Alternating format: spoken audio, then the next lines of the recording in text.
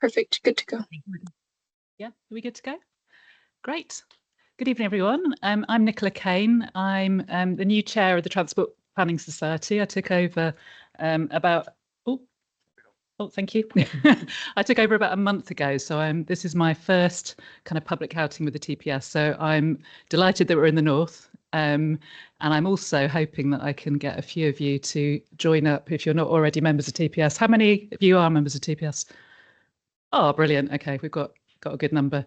Martin, I'm going to be getting your membership form on the way out. And thank you to everyone who's joined online. We're hoping you enjoy the event remotely, and we'll be giving you a chance to answer questions later in the session. So just before I introduce Jarrett, I just wanted to say I'm delighted to take over as chair. I am going to be putting quite a strong focus on our regional activity. I'm based in Manchester. I'm really keen that we have more membership in the north and in the regions, and that we're able to put on more and more events up here. So do support me in getting other people to join as individual members, getting your organisations to join. We're looking for more corporate members. If you work for a public sector organisation, you can actually become a partner for free, which must be a no-brainer for anybody who's working in a transport team in a local authority. So do come and have a chat with me or James Gleave, who's here from the TPS board as well, if you want to chat to him. And we also have members of the regional organising committee who've organised tonight. I'm just trying to see them now. Julian, where are you? Oh yeah, Imogen and Julian are in the front row. So if you want to get involved in local activities, have a chat with them, and they'll talk a bit about some of the events they're planning for November for Transport Planning Day. So that's our big event of the year. It's 10th of November. We'll be running events in London and all across the country. So do get involved in that. And the other thing I just wanted to quickly plug is nominations for Transport Planner of the Year and Young Transport Planner of the Year. So if you can think of anybody who is a worthy nominee, is doing great work in transport planning, might be a little bit below the radar, maybe one of your clients, maybe one of your team members, colleagues, do put them forward, because it's a great way to showcase some of the fantastic work that's happening here and across the world. So don't miss the opportunity to nominate someone who you think is doing really good work and deserves that recognition. So I think that's my plug for TPS. We'll say a little bit more about some of the upcoming local activities at the end. I'm delighted that we've got Jarrett Walker here tonight. Thank you for joining us all the way from Portland, which is fantastic. Probably Jarrett doesn't need much introduction, but he has 25 years of experience in international consulting. He's worked in public transport design across North America, Europe, Russia, Australia, and New Zealand, and Dublin. His firm, Jarrett Walker and Associates, is based in Portland, as I mentioned, and he has recently updated his very well-known book, Human Transit, to give it a refresh. I think it's probably first published in about 2011. Is that right, Jarrett? So he's brought that up to date, and I think for those of you who are in the room, there's a little discount code if you want to invest in his new book. He also tells me that he holds a literature degree from Stanford, which I think is probably quite unusual in the transport planning community. And he has a very diverse range of interests. And apparently, and I don't know if we can fact check this, but I assume it's true, he has peer-reviewed articles in both the Journal of Transport Geography and Shakespeare Quarterly. So yeah, that does sound like a pretty unique line in a CV. So tonight, Jarrett's going to be talking, I think, a little bit about some of the principles in his book around bus network redesign and touching on some of the work he's been doing with cities such as Dublin. So we're absolutely delighted to have you here in Leeds today, Jarrett. Jarrett's going to speak for half an hour, 40 minutes or so. We'll have plenty of time for questions at the end. So do have a think about what you want to ask Jarrett, and we'll also give people an opportunity online to put their questions to him. So over to you. Thank you.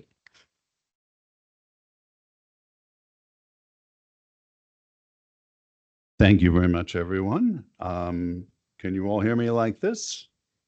All right, good. Nicole's introduced the firm, so I guess I just want to expand a little bit on why my experience might be interesting at this moment in the UK. We have a long experience. I have a long experience, and our firm since 2011 has a long experience with the big projects where you actually erase the map and rethink the whole map of what the buses do, what the public transport system does. We've done this in a lot of cities, both across Australia and New Zealand when I lived there in the late aughts, and then across the United States.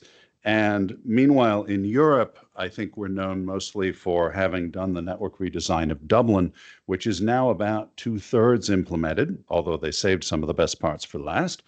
And we also worked on network redesigns for the other main cities of Ireland, which haven't been implemented yet, providing a range of other analysis and advice.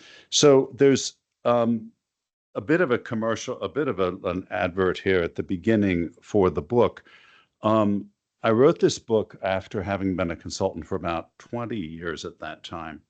And I felt like I had become pretty expert on all the ways that people misunderstand public transport and all the ways that decision makers come at it with the best of intentions from just grabbing the wrong end of it and not being able to make it do something because they've just grabbed the wrong end of it. So I wanted to write something that any reasonably thoughtful person could read to just find their way through this topic to the point where they could start to understand the consequences of opinions they might hold. But I was very clear from the beginning that my job was to help people clarify their own values and advocate for their own values. So I'm particularly obsessed with the problem of separating values from expertise. You're going to hear this theme over and over again, because we have this larger problem, arguably bound up with some of the very large problems that we see when we read the newspaper about experts not being trusted because their motives are not clear. And so we have always been trying in our work to use our expertise to make the choices visible that we want everyone to think about. Because I will often say, for example, that I am a consultant who aspires never to make a recommendation. I'll talk to you a little bit about what that means. My view of a successful consulting enterprise is that the client community has come to their own understanding and their decision makers make a decision whose consequences they understand. That is rare enough. But when that happens, I consider that a success. It doesn't matter whether it's the decision I would have made in their place. So the main topics of the book, I talk through defining public transport's role, understanding its geometry. Public transport is a relentlessly geographical and geometric topic. I find that when I explain things with little geometric drawings, I can help people understand why certain things are just always going to work like this, because it's a geometric fact. I argue that that if we focus on the geometric facts of what public transport is and how it works, it presents us with certain difficult choices that we must think about our values and priorities. I'll talk about that. And finally, we'll talk a bit about consequences for land use and location choice, which are a big topic in the book. I'm always wanting to push back on land use planning and the mistakes it makes. Why did I revise the book? By 2023 or so, a book about this topic, copyright 2011, would be presumed to be out of date. It was not, in fact, mostly out of date. Mostly the geometry is still the same, but a whole lot of new distractions had come up that needed to be addressed. And I had also, since then, had at least one good idea in that decade that I wanted to talk about. So the new material in the book, there's a whole new chapter pushing back on technology hype, pushing back on all the ways that we are being told, explicitly or implicitly, that paying someone to drive a bus down the street is just hopelessly 20th century, if not 19th century, and surely technology is going to sweep this away and give us something new and wonderful. So I spend a chapter giving the reader the tools to push back on that and to understand why that's not any kind of solution, at least in big cities. There's a new chapter on planning for diversity, which keys off of an instructive outburst by Elon Musk talking about the importance of not forming specific ideas about who a public transit rider is, but rather being open to the spectacular diversity of who might actually find public transport useful. There's an expanded discussion of location choices, but I had one new idea in this decade, which was that when I figured out, based on some research that I was starting to see coming out of academia, that the thing I had been trying to explain to people for the last 20 years that I had never quite figured out how to say was that I want people to be freer, by which I mean I want people to go out their front door and have more meaningful choices about what they could do in their lives. And that is how we create high patronage public transport systems. What do I mean by that?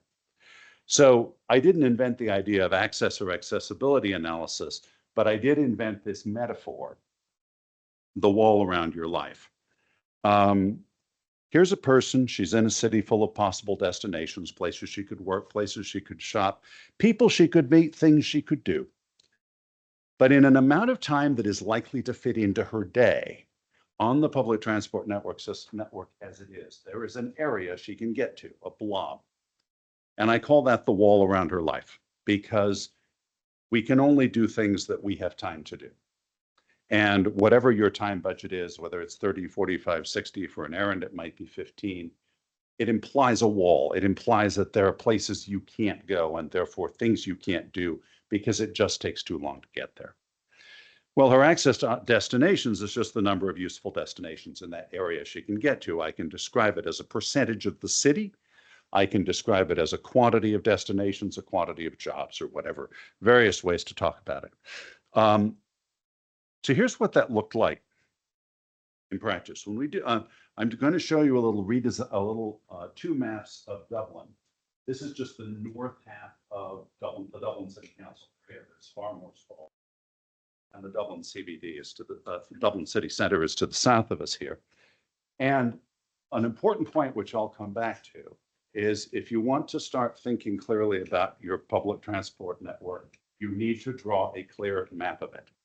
If there is a clear map of the public transport network in West Yorkshire, I do not know if it exists from my research, the researches I did for the script. We draw a map with red lines indicating high frequency, wide red lines indicating the very highest frequencies, single digit frequencies all day, and progressively weaker colors indicating 20, 30, 60, or even worse than 60-minute frequencies. Like a lot of historic systems, the network had evolved a lot of complexity. And this happens because someone called up and said, couldn't the bus go past here? And maybe they called their councillor, who called their member of parliament. And before you know it, this became a mandate. And this just keeps accumulating. Complexity keeps accumulating. And at some point it's overwhelming, and you need to just, we need to talk about how to clear it out and create something more relevant. The other thing that's interesting is that if you wanted to just go up and down this main road, you had to remember 8 bus route numbers that had no particular patterns, just to know how to go up and down that road. The other thing, of course, is that there was almost no orbital service. This is areas unusual in having several reasonably straight orbital streets, but the bus network wasn't using them to hook together destinations orbitally. As a result, it was forcing more people to go into the city center than wanted to go there, thereby essentially magnifying its own capacity problem at the place of highest demand. Some of these features may sound familiar to you if you're familiar with the geography of Leeds and how the buses are working here now. So here's what we proposed, and this is not the final plan. This was just our first draft. But the first draft, which was meant to be relatively even in terms of cost, not adding a whole lot of service, stripped out a lot of complexity, focused on high frequency lines, created all these things. And instead of having a pile of 8 route numbers, we had a spine branches into A4 further out. The idea being the A spine continues across the city and out ways out the other side. We wanted to create this metro-like extreme simplicity inside the densest part of the city, where if you were just using that network, it was easy enough to take the A, transfer to the C, get to wherever you're going. Reading the buses the way you might read a metro map, not worrying about the frequency because they're so frequent. So, but how did we talk about this? Because as you can imagine, every squiggle in this network has someone who will die for it, right? Every squiggle on this network has someone who will defend it. So as we were starting to talk about, maybe it should look like this. How do we break through that? Especially in a world where most people aren't that interested in this topic and don't actually want to geek out on all the details. How do I reach an average decision maker who knows very little about this with some sense of why it might be worth making all these people angry? And here's how we did it. We said, okay, visualize someone in any particular place, and they're asking, where could I be in 45 minutes, or where could I be in 30 minutes? That question is really, what are my opportunities? What are the things I could do in this city? If it were, for example, something that involved a trip I made every day, like a job or going to school. And so there's an answer to that question, which is a blob. And with a proposed network, there's a different blob. We can calculate the difference that Jane can reach 43% more jobs if she's in that particular location. We then calculate that for each dot in the city. This one is just for Jane city, but we calculate the same thing for every dot in the city. And why do we do that? To get to this sound bite. The average Dubliner gets 20% more destinations in 30 minutes. 16% more destinations in 45 minutes. And we just said that over. And that soundbite was what broke through. And let's talk about why. When we measure access this way, we're measuring patronage potential, but it's even better than a patronage model. Because with all due respect to the modelers in the room, because your model is a black box and we ultimately just have to trust you that you're the expert when you come and tell us what your model said. But I don't have to do that because I can explain why this works. Why this works is that when we expand access, when we expand where you can get to in a given amount of time, we have expanded the odds that someone who looks up a trip they want to make will find that the travel time is reasonable. We have increased the number of times that someone making that inquiry will get an answer that is basically, yes, you can do this. And that is the starting point for patronage. And it's why our access increasing network redesigns, which we analyze in those terms, have always been patronage increasing network redesigns, even though we didn't do any patronage prediction. The other thing at the same time, so patronage is a bunch of important things. One of the problems you have in the UK that some of my friends on the left will occasionally attach onto is that you've spent decades talking about high patronage using the term commerciality, which makes it sound like the only reason we would want to have people on the buses is because they're paying fares.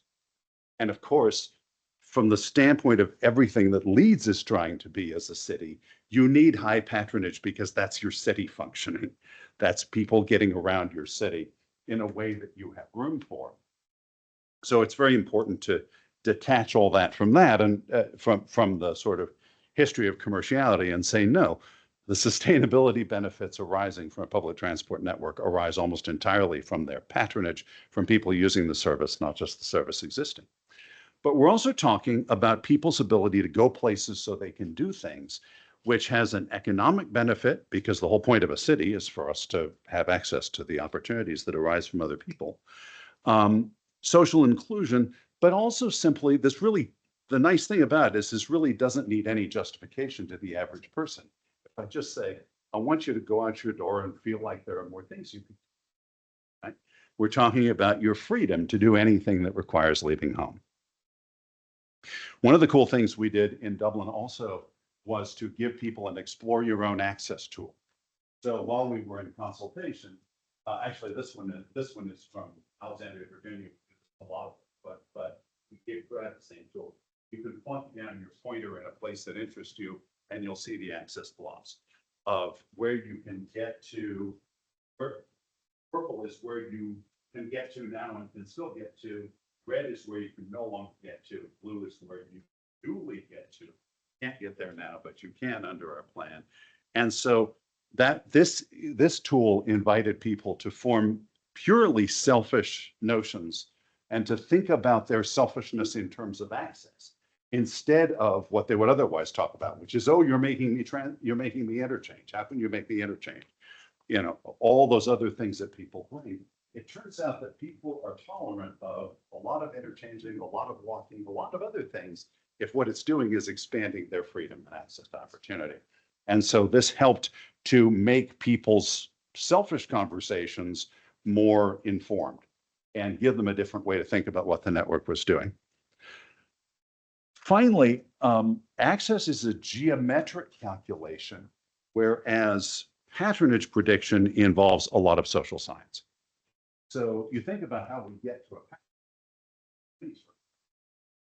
It's a sort of geometric step of just where really what you're doing is assessing what the network makes possible in certain amounts of time. Then, so if you get into social science, and to predict patronage, you have to bring in human factors about how human beings have supposedly behaved in various different situations. I really like the fact that I've been able to build this practice and build this reputation without ever predicting patronage. Again, I respect those of you who do it, but here's the problem, especially if we're talking about a distant future. You know, how does it sound like to people when we say, as a consultant once said to me when I was working in Sydney, you have to understand that in 2050, we're going to have 70,000 cars a day coming over the Sydney Harbor Bridge.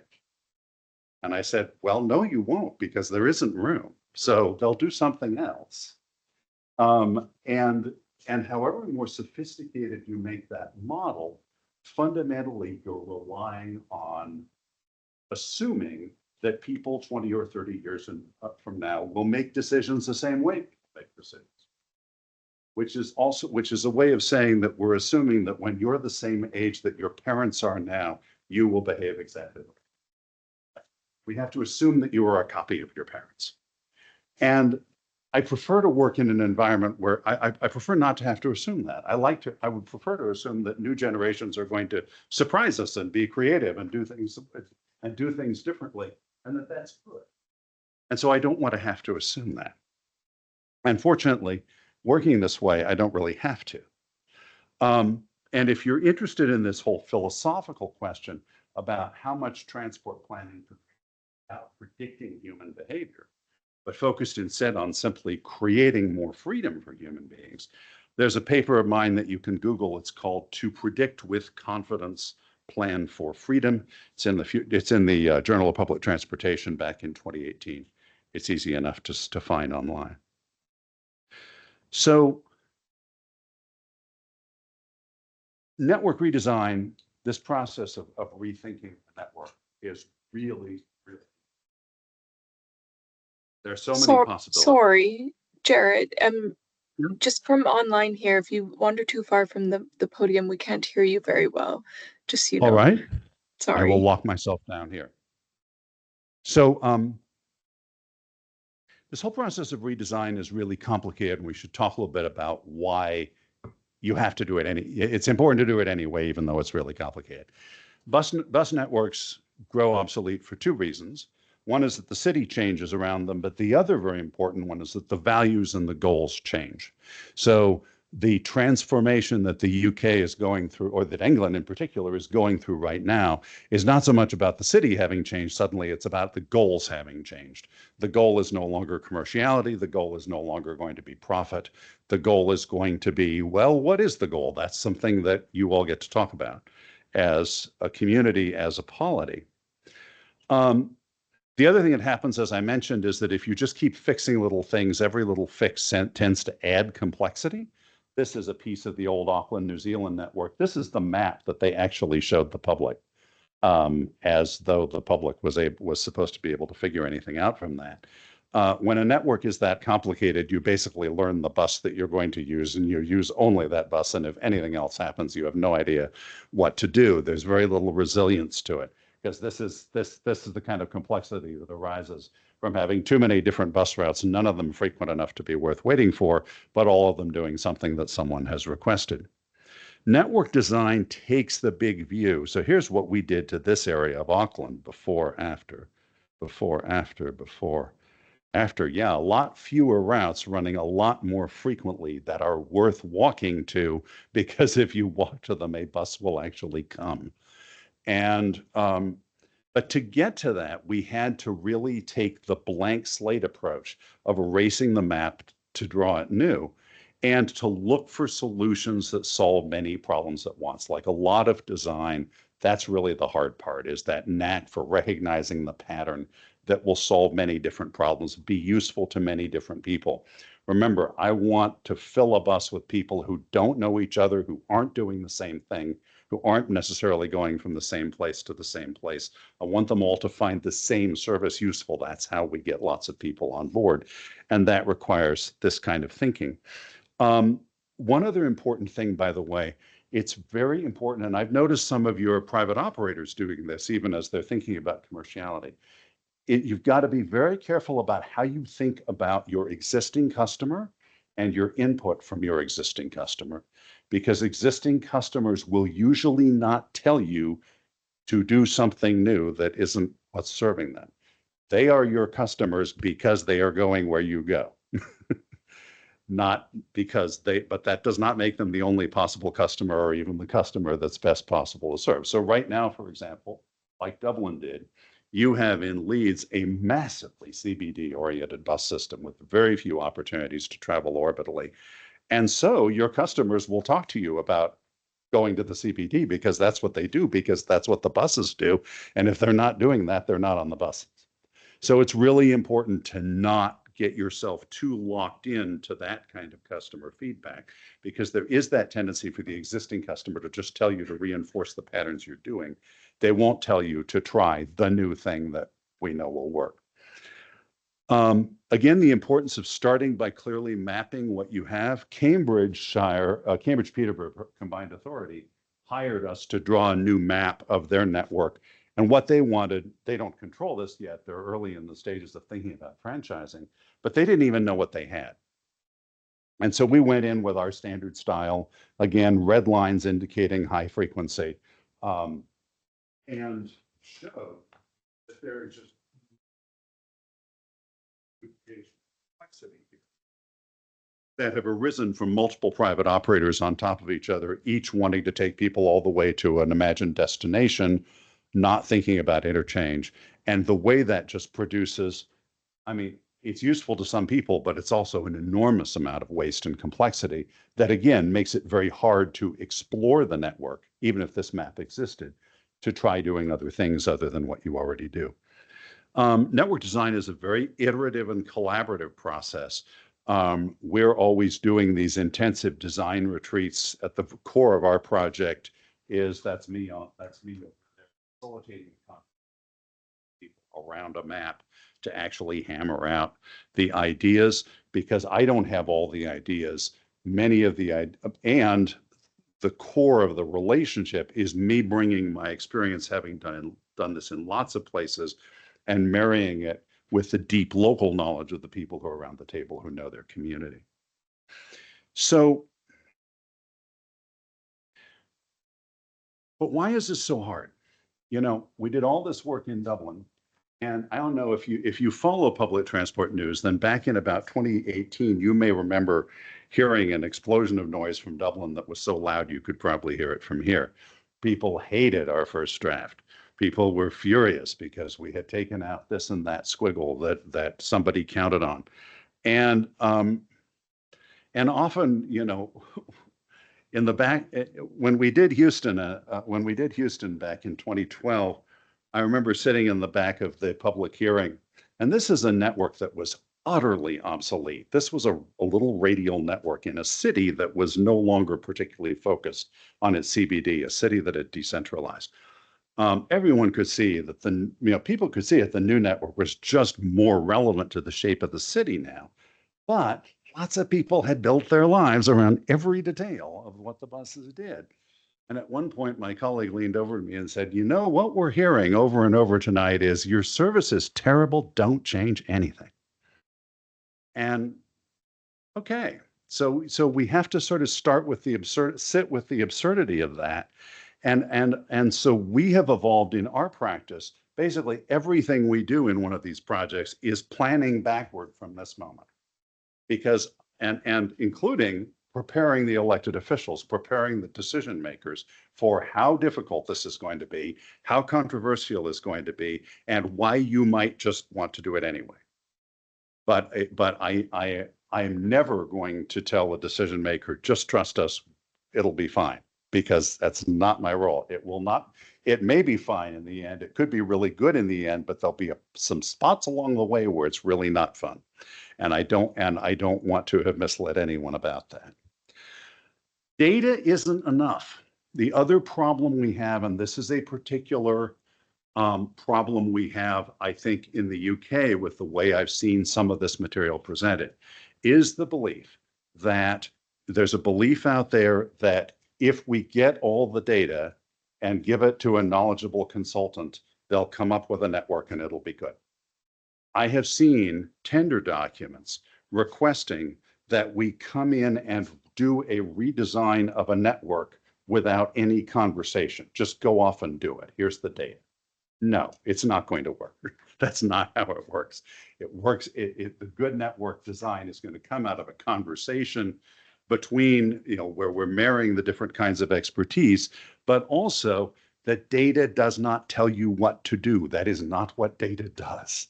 Data presents you with options, but in an actual process, you're going to have a conversation about goals. And so the last thing I want to talk about quickly is the patronage coverage trade.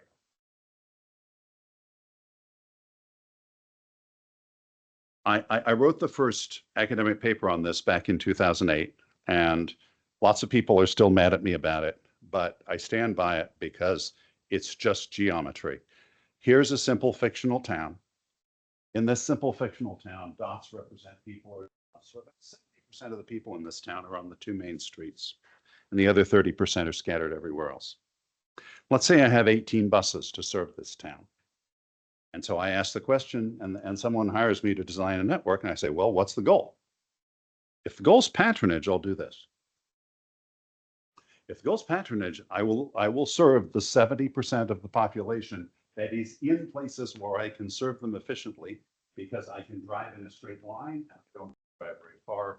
And by minimizing route kilometers, I am maximizing frequency. I'm concentrating all my service. And as a result, these buses are always coming soon. And because they're always coming soon, lots of people find them useful. Mrs. Jones, who lives in the southeast corner of town, does not like this idea. Okay, fine. So this is an actual interaction I had for years during the first part of my career. Someone would hire me. They would just say, go design a network. So I would come back and I would this. They would say, but you forgot about Mrs. Jones. And I would say, but you did not tell me about Mrs. Jones. You said you wanted patronage. This is the patronage network. Okay, now let's talk about Mrs. Jones. If the goal is to serve Mrs. Jones, wherever she is, then I'm going to need 10 routes instead of 2. And as a result, I'm going to have 6 times as many. And as a result, spreading the same 18 buses over all those route kilometers, instead of having a bus every 10 minutes, I now have a bus every hour. Because the bus comes every hour, it is probably not coming when you need it to come. Therefore, you're probably not going to use it. Therefore, overall patronage is very low. But the people who do use it really appreciate it and really defend every nook and cranny of it. So these are just both part of what people want out of public transport. But they are mathematically opposite. They're just mathematically opposite. You cannot spend the same pound doing both of these things. You have to think like you think when you're making a budget. You're going to have to choose how to balance these competing values. And so what we do in a project, I'll show you an example. What we're always doing is trying to help the community through that conversation. of understanding what it means to think through that trade-off. So part of the things is to help people think about how all of the goals that they have for public transport actually fall into one of these boxes. If you want the high patronage network means more people using public transport. That does not just mean more fare revenue. It means all of the environmental benefits of transit. Transit is not doing anything green by virtue of just driving around empty. Affecting environmental outcomes by being used, and by being used instead of cars. That requires high patronage. High coverage, on the other hand, social and economic inclusion for everyone. For everyone, that's the important thing. This is for 70%, that's for everyone. As soon as you say leave no one behind, you've gone all the way over. And one of the things I often have to do with working with elected officials who are thinking in terms of slogans is to help them figure out how to calibrate these slogans. Because before long, you trap yourself into something that's not there. But if you say everyone, that's taking you this way. Service near more people, regardless of where they live. Service in all parts of a geographic area. How many times have we heard, we need more service out here in this place. It's like you don't know we exist. Yeah, we know you exist. There are lots of places like that. And often this lines up with electoral geography, of course, council electorates, MP electorates, whatever. What's in my territory? So this purpose of this slide is to emphasize just what an incredibly good case there is for both of these extremes. How incredibly easy it is to argue for both of these extremes. And I have to come along and say that's splendid, and these two things are mathematically opposite. They're going to pull you in opposite directions. So here's an example of what we do. This is from our redesign of the area that you may know as Silicon Valley, Santa Clara counties in the south part of the San Francisco Bay Area. And we started by kind of existing system is about 70% patronage. What I mean by that is, again, I apologize for walking away, but sometimes I have to point. What I mean when we say that the existing system is 70% patronage, I mean that if patronage were the only goal, about 70% of the system is in the right place for that goal, and the other 30% isn't. So we said, okay, they wanted more patronage, or they thought they wanted more patronage. So we said, okay, so we'll design 3 scenarios. We called them concepts 70, 80, and 90. There's 70% patronage, 80% patronage, 90% patronage. There is the existing network in our usual colors, red meaning frequent. There was concept 70, which kept all of the coverage. It was still streamlined and made a little more efficient. But the key thing is then as you go from 70 to 90, there's 70% patronage, 80% patronage, 90% patronage. By the time we get to 90%, all of the low frequency squiggles have disappeared, but a whole lot of lines have turned red. And now everywhere that 2 red lines cross, it's easy to interchange, and the access blobs are just exploding because of all those interchange potential possibilities, all the new places you can get quickly. We went through an access analysis that showed everyone that this network, which has the fewest lines on the map but the highest frequency, also has the highest overall access to opportunity. But I'm sorry, it's going to be an average access to opportunity. And if you're there, it's not going to be for you, right?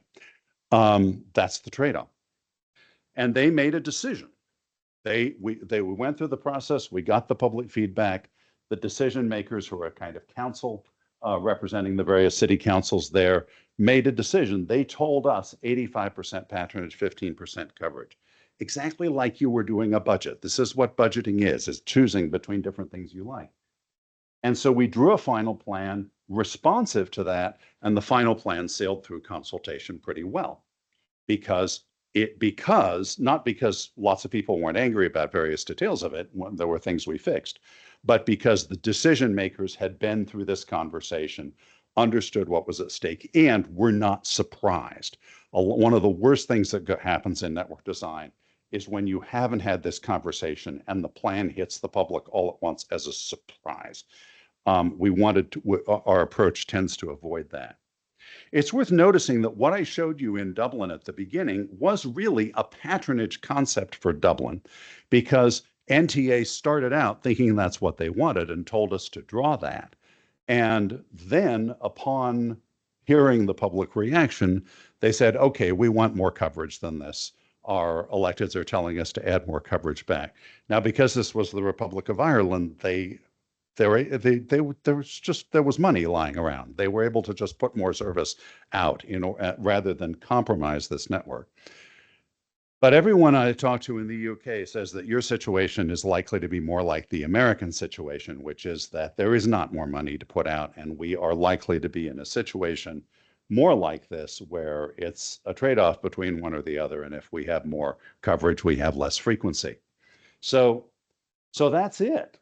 So the two biggest ideas I want to leave you with as you're thinking about your bus networks is to start by putting people's freedom at the core of public transport planning, both because that is a good way to expand patronage, but also because it's a thing people care about, that's easy to explain, that cuts through a lot of noise.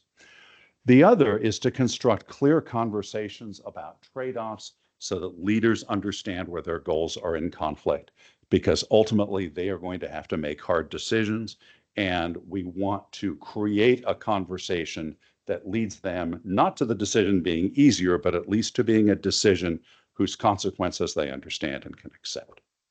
So thank you very much for your time, and I really look forward to your questions and comments.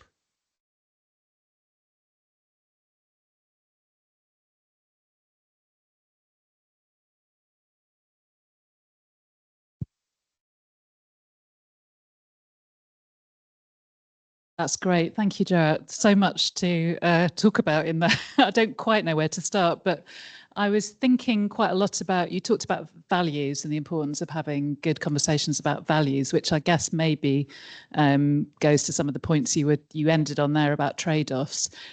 How do you go about drawing out what those local values are as a kind of starting point in the conversation? Can you talk us through that process a little bit? Of course, people want to express their values in lots of different ways. And usually, right as we're beginning a process like this, there will be a first round of consultation, which is some relatively unstructured listening that's inviting people to say whatever they want, so that we hear that. We know, however, that certain values are going to be in conflict with certain other values. And you've probably heard someone say this, that you don't really know what your values are until you've had to choose between them. My friend Brent Toderen, the Canadian urban planner, has a standard line, which is that if you want to understand the true values and priorities of an organization, you should ignore their vision statement, ignore their strategic plan, and look at their budget, because it is only in the moment of budgeting that your values come into conflict and you have to decide which matters most. And it is no longer possible to just write a beautiful sentence that has all the right words in it. You have to actually choose. So we know we want to get to that moment, because that is the only way that the values that people care about will be manifested in reality, is if they actually win out in that fundamentally budgetary style of conversation.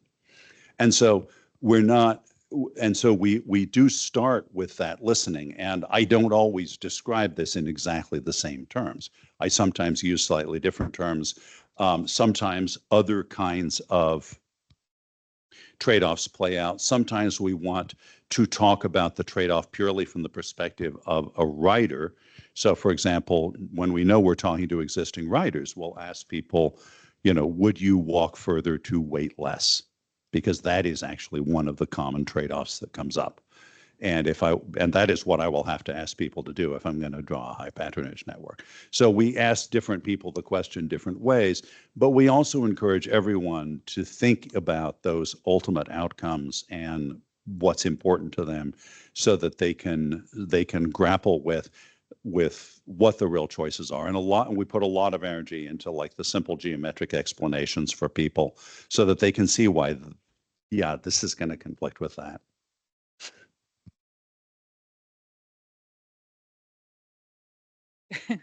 Just one more question from me, and then I'll open it up to the audience in the room. So just sort of thinking a bit about some of your broader work, which seems to be pretty modally agnostic. So you don't like starting with a particular mode of public transport. And you also talked a lot about not sort of forecasting numbers. How do you go about thinking about what modes are appropriate? We talked a lot about buses tonight, but if you're not looking at kind of numbers, how do you make sure you've got the right capacity in the network? How do you go about selecting the right mode for a particular situation? Right. We've seen a lot of examples, certainly in North America, but also sometimes in this part of the world, where a public transport technology was developed and built partly out of emotional connection to the technology rather than to its ability to help anyone go anywhere and do anything. There is an interesting example in Dublin. I don't think they will mind me pointing this out. The Dublin Red Line light rail line, tram, was retrofitted. It's not a historic tram. It was built fairly recently, retrofitted into the city. And they decided to connect to some points that weren't really in a straight line, because that's part of how you're putting together the votes, right? To do something like this is you want to hit more electorates, you want to connect more things. And before you know it, you've connected a bunch of things that aren't really in a straight line, to the point that they won't really tell you this, but the locals all discover it. If you want to go from the end of this line to the other end of this line, you should take a bus, which is much more direct than what the tram does. And so the tram, these are actually two of the biggest points in Dublin, the CBD and Tallaght, which is one of the densest of the outlying high-rise centers. It's almost on the scale of Central Leeds. So massive OD flows between these two high-rise centers. And the smart people are on the buses. If you really want to use the tram and take 10 minutes longer, you can. So those sorts of things happen in that political process. And one of the reasons I like working with buses is that I get to do more logical things than the political process will let you do with this heavy infrastructure. Now, there are ways to get around that. And one of the ways to get around that is to say the real reason to build a tram is because you're running buses every 2 minutes and they're all full and you need more capacity. That is an excellent reason to build the tram. And you know what? It's just like those goat tracks in the grass that tell you where there need to be a sidewalk. That's telling you where you need to run the tram. And I'll bet it'll be a logical straight line because the buses are already doing that and they're already overloaded. That's the best reason to build a tram. But the stories people tell about, oh, we need trams because they're more permanent. It was the funniest thing. You know, we had this fad for building new tram lines in the United States that started actually in my city, Portland, Oregon, in the 1990s, but it spread all over the country really quickly. And now a lot of cities have these little new trams. And they were telling themselves, they were going into these old industrial districts and ripping out old industrial train lines to lay down these new trams.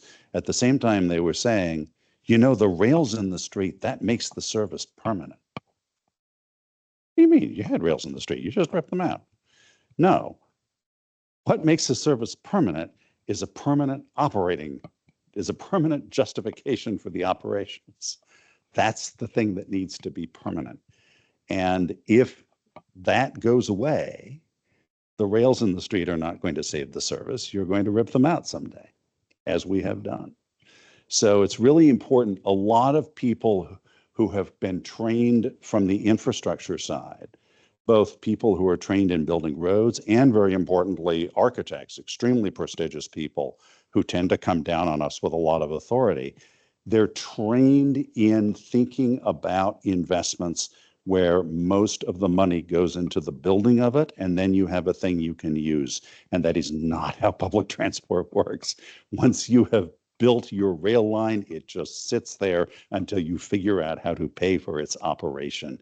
And if you can't justify its operation forever, it's not going to be permanent just because you have rails. Those are that's some of what I've learned over the years from those conversations.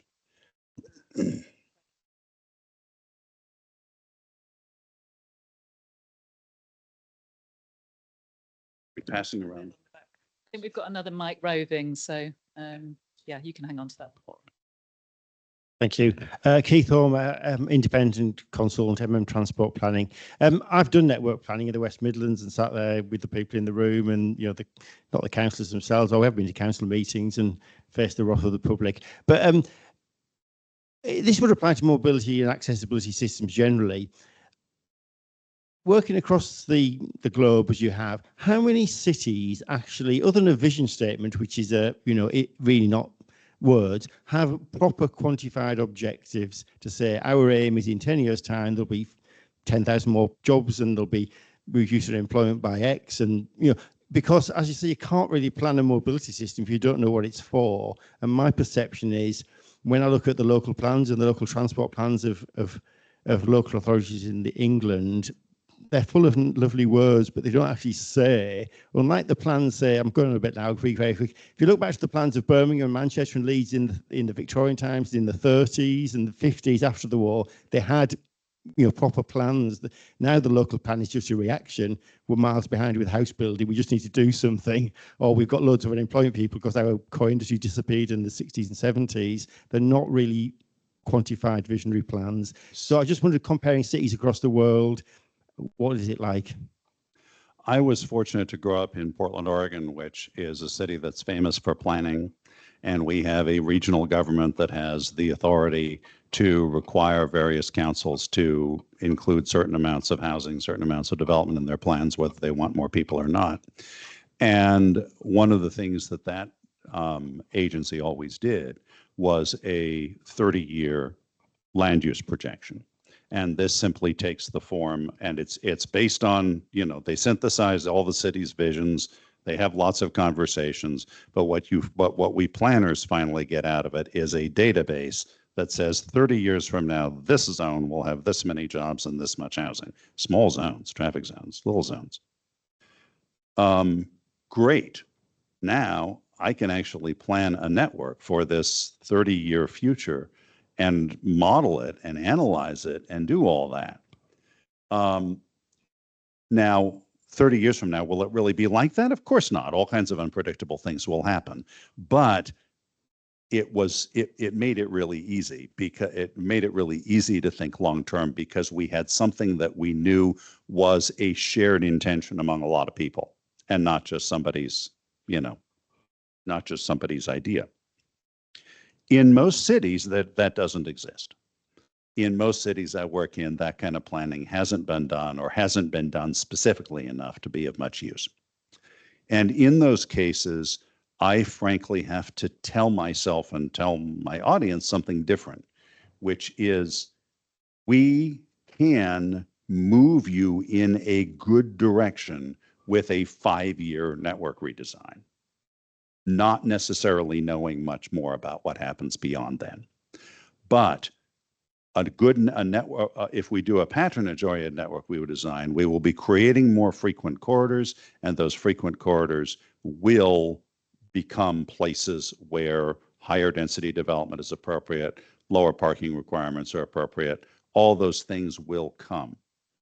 And if we start to build that service and let it work, and if we build a frequent bus corridor, maybe it will maybe the buses will all be full and you'll build a tram there someday. But don't worry about that now. Let's just get the patterns right. Let's find the primary corridors that we know we want to invest in, and where we know there's going to be some excitement about developing, and that's often about the best you can hope for. Is just that sense of, let's get some focus. Let's be clear that it's going to be this street and not that street, so that people have that information as they go forward. The other thing that happens in the short term, of course, is that lots of people are relocating all the time, and they're relocating inside the existing built form. But when we send out a signal like a new frequent transit corridor, people will relocate in response to that. I know lots of architects who don't believe this ever happens because they only talk to billionaire investors who only are thinking at a much larger scale. But this is happening all the time. And that's another way that the urban form, even separate from redevelopment, comes to respond to public transit in a way that makes it more efficient. So yeah, we can't always plan long term, but we can think long term when we're planning short term.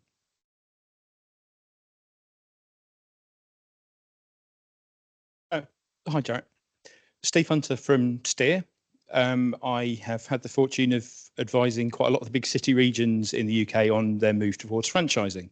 So have been thinking about a lot of the kind of concepts you put forward. Now, the thing I found interesting with the sort of 85% to 15%, and you will tell me that this is partly because some of my background is in trying to work out how many people would use the buses.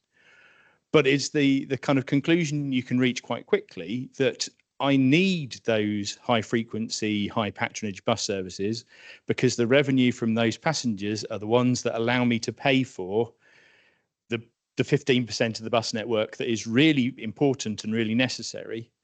But actually, because the important kind of input to this is not how much the buses cost, but how much I have to subsidize them. Right. But I'm just kind of interested in, kind of how you get to that balance. So in Margaret Thatcher's model, of course, that's how it was supposed to work. And bus service was supposed to be commercial and profitable. And then, and coverage was represented by minimum service level requirements where you essentially required these companies to spend a little bit of their profits running little buses in places where they wouldn't otherwise for commercial reasons. And that worked for a while, and now it doesn't work anymore. And one of the reasons it's not working is that we have enough more work from home now in the wake of the pandemic that we are not, that these massively center-oriented networks, like the one you've inherited here in Leeds, are not really matching the way people move now.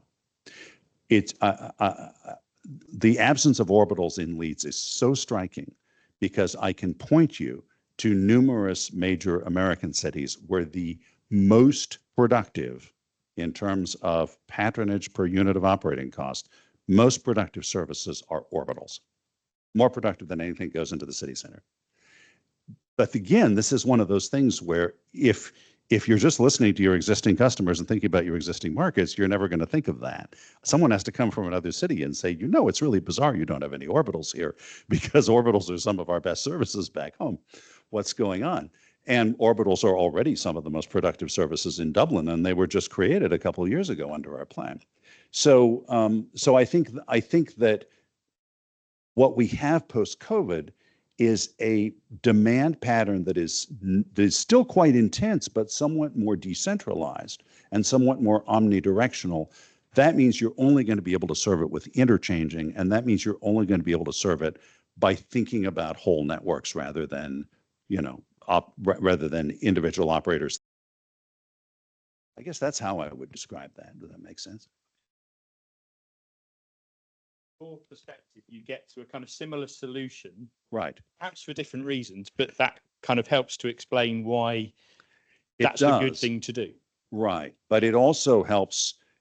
I have spent a lot of time explaining these concepts to socialists, and it's amazing how often socialists or even people who identify as green, who have grown up in this commercialized environment, because that's what Australia had when I first got there in 2007, and I was involved in helping to dismantle that in Australia and New Zealand. But they actually think that those commercial services are just big corporations making profits, and that what matters are the fact that we're carrying these 3 senior citizens over here. And I have to explain to them that all those people on the big buses are your constituents too. And great things are happening because they're using that service, and calling it commercial is really alienating a lot of people who actually should be supportive of it. Yeah, and that's what terrifies me, is the far end of the spectrum where everybody has a terrible bus service. Right. Right, which is the other way you can do it. Yeah.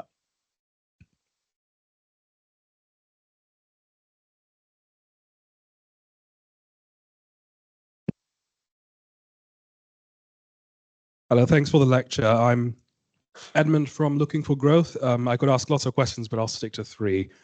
So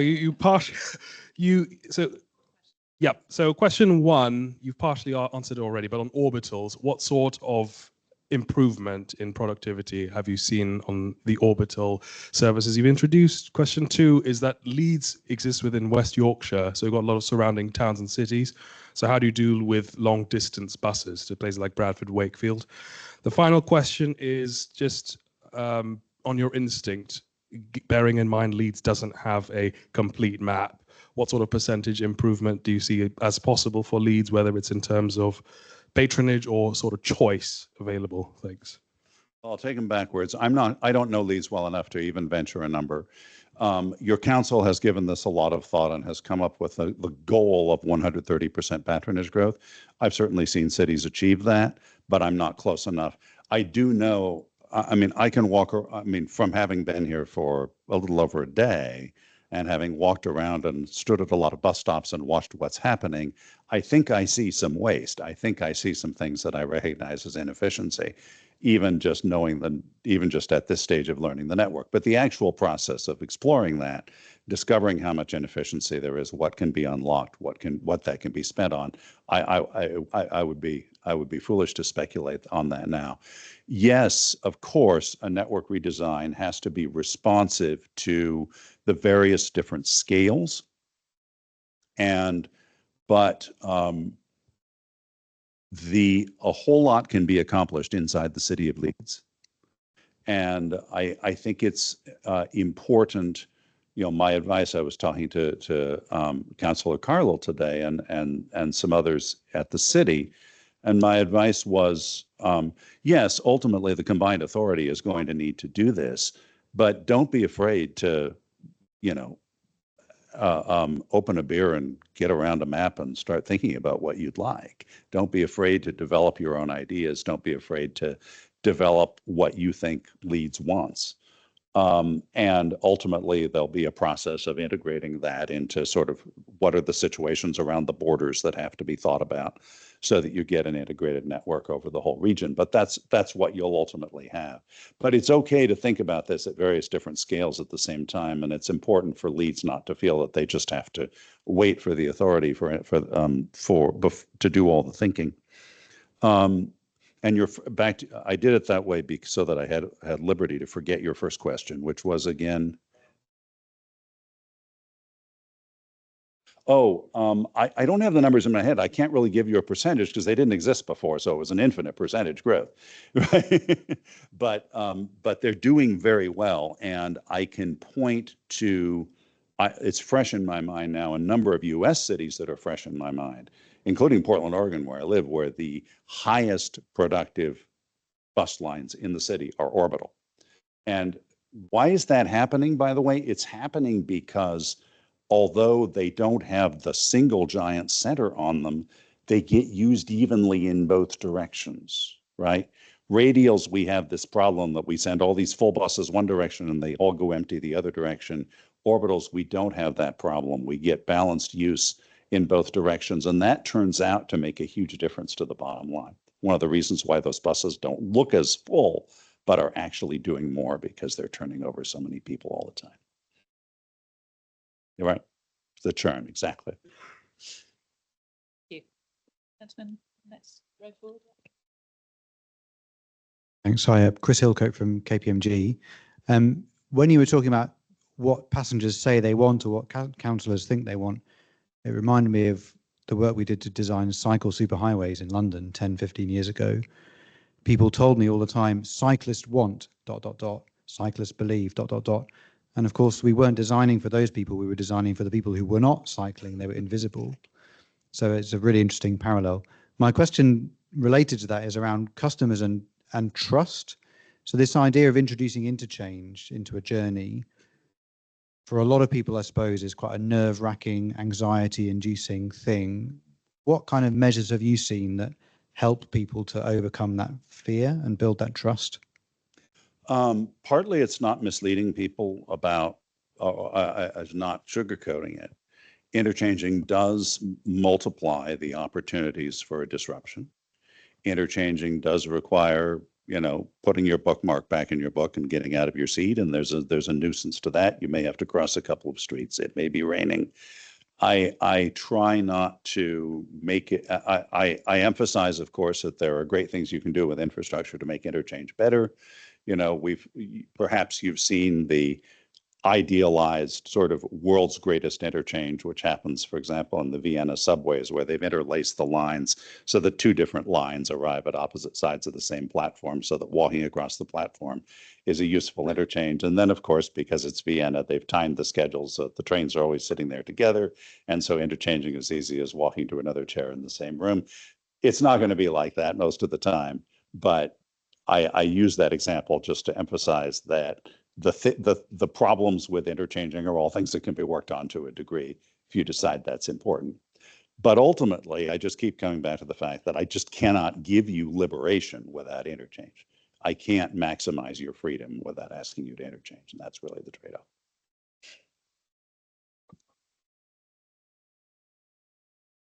Is what? Of course, right, and that's what we're doing. That's what we're doing. Right. Right. Right.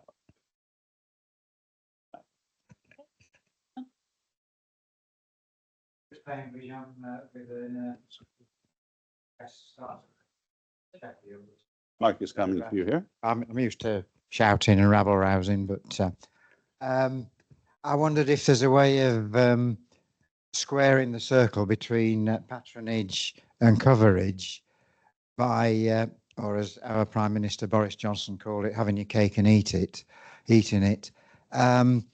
If we have the standard bus or even tram service for the high patronage lines, and then demand responsive services and innovative services to cover the socially necessary services in the less dense areas and at less dense times. I wondered what you thought about that possibility.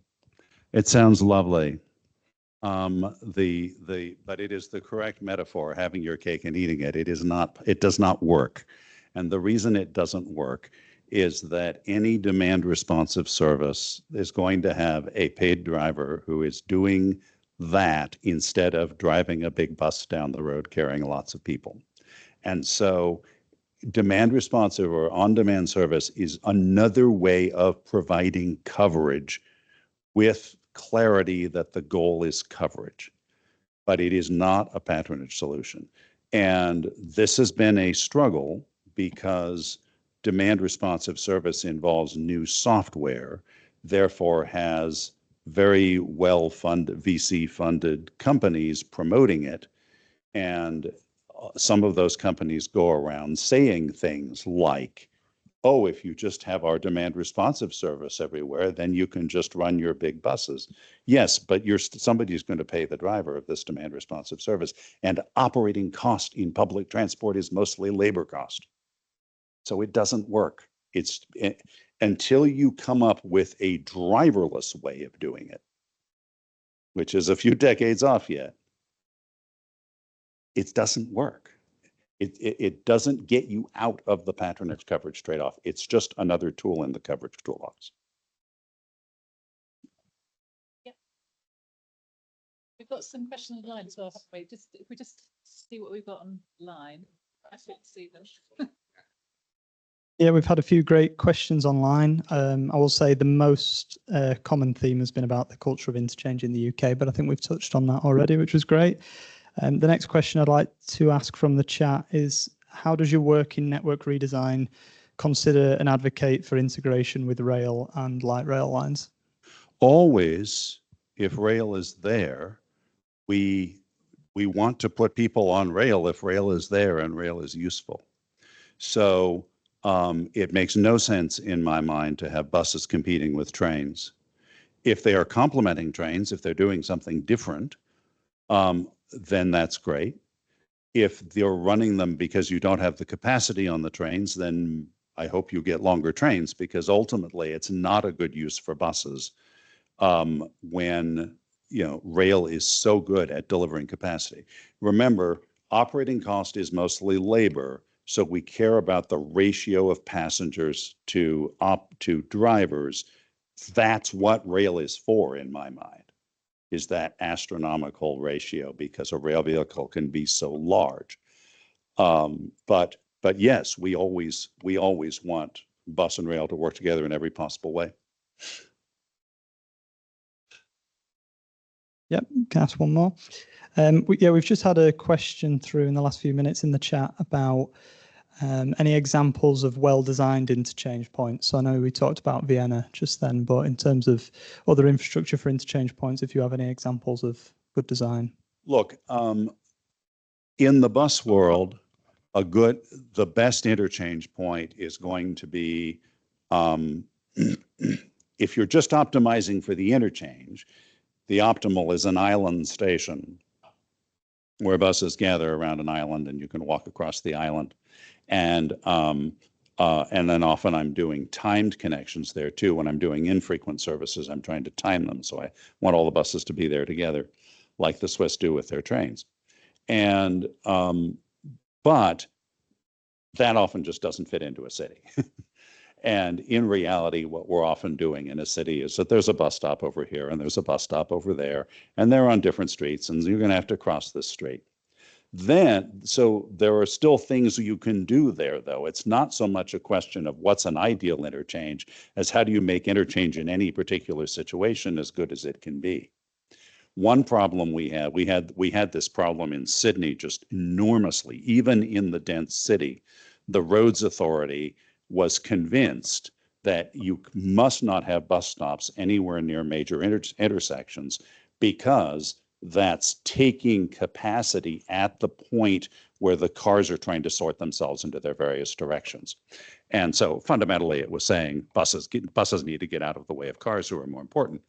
But we had to fight that fight because I'm trying to minimize the walking distance at the interchange, and the interchange is going to happen at that intersection because that's where the intersecting bus is going to run.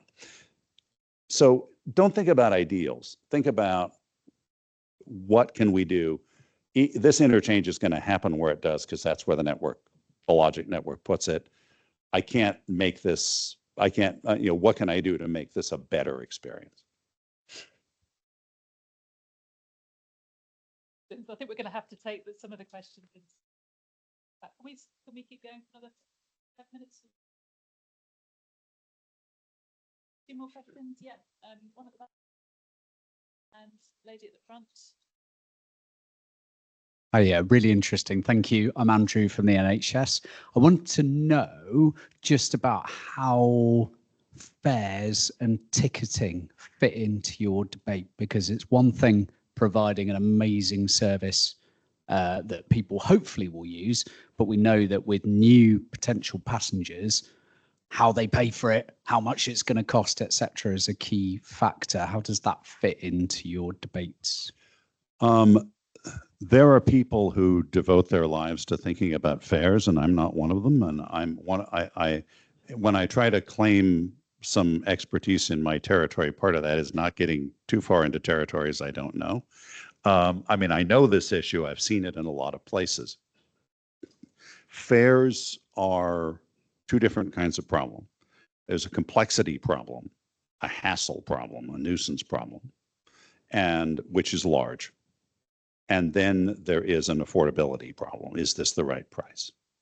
And I think, I don't think commerciality has really necessarily led us to a logical place on that.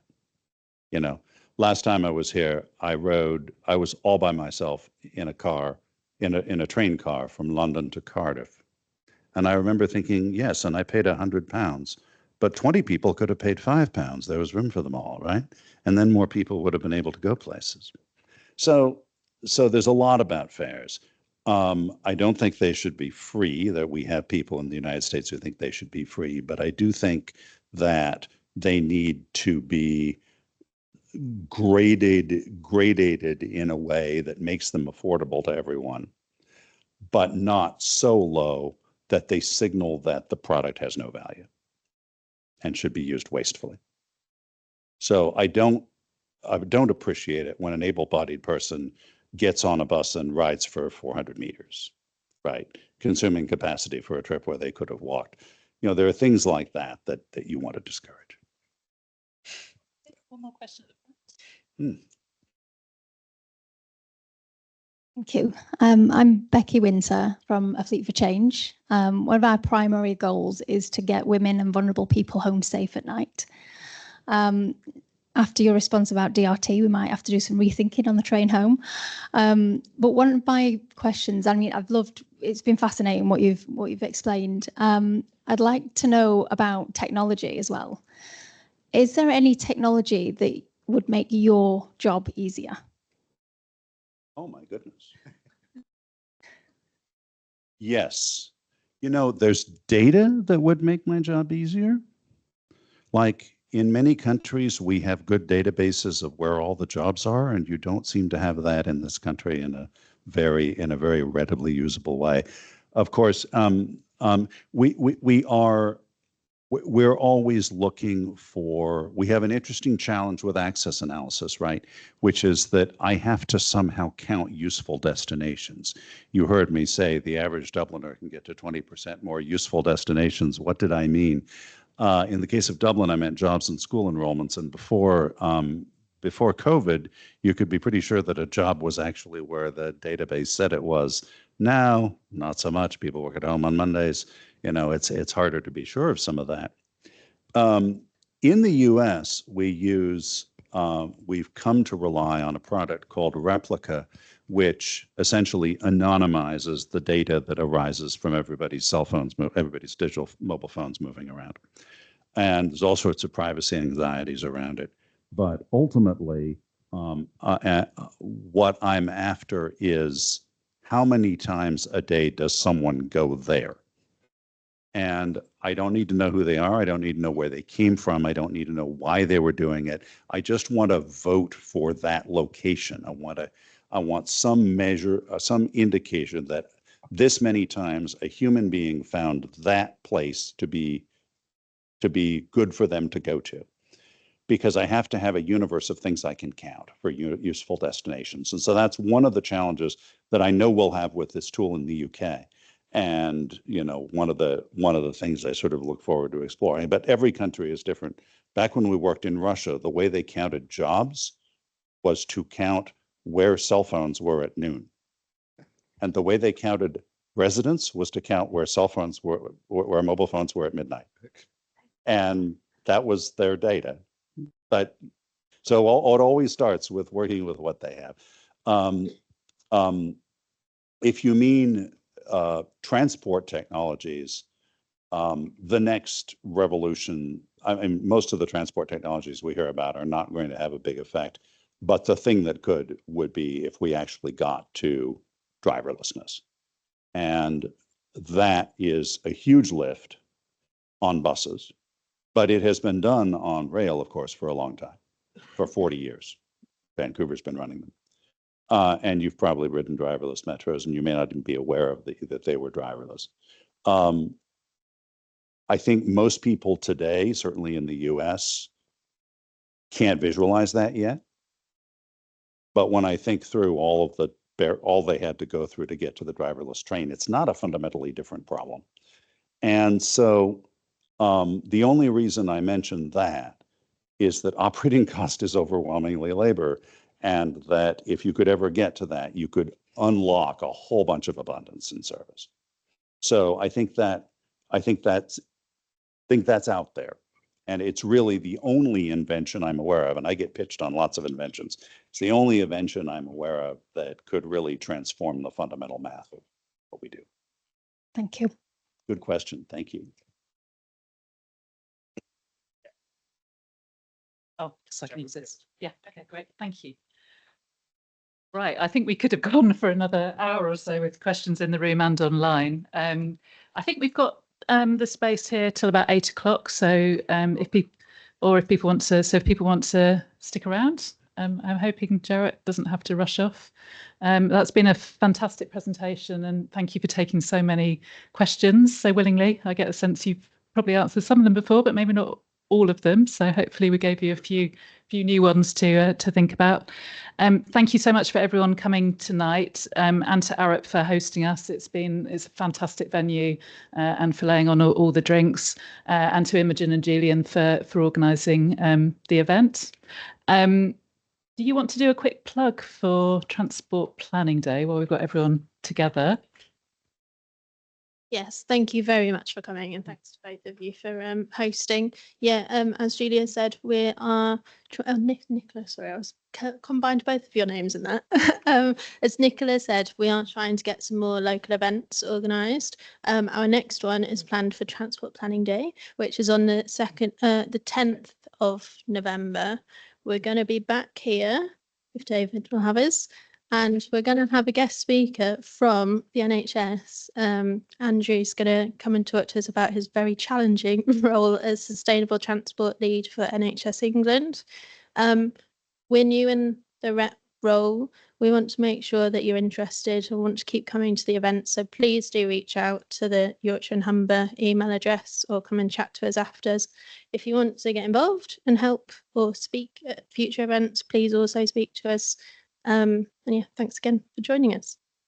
That's brilliant. Thank you very much, everyone. Have a lovely evening, and we'll see you at the next event.